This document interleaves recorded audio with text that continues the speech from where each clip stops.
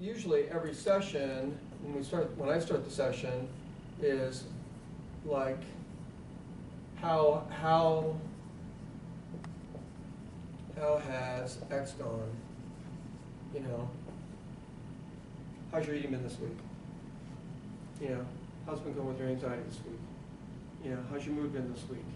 You know, and you know, I know we've been working on a lot of things related to this. How you been feeling? How's your mood? How's your eating going? You know, and a lot of people will start sessions. How do you start a session typically? What do you say? What do you want to talk about this week?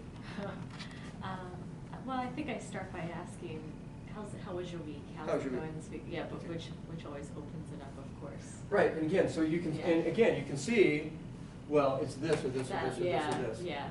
And so it's tough because that's the typical therapeutic, you know, therapeutic ease. How's your week been? How are things going? You know, and it's really hard because it's a change, and you're like, well, why am I focusing on the symptoms? Because people don't want to be symptom focused.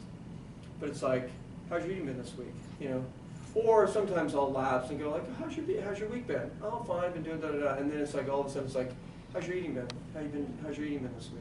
You know? Is that almost like, I feel like that's a more dangerous approach, because like if you get the symptoms out of the way, you can then like move on. But if they start telling you about something really salient about their week, and then you transition in a second. Yeah, it can be tough. Yeah, that can be tough too.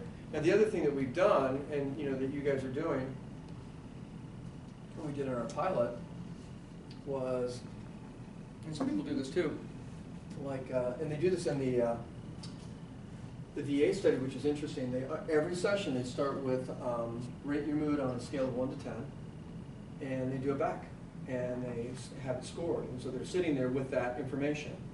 So it's either up or down, and their mood's either up or down, and then that becomes a jumping off place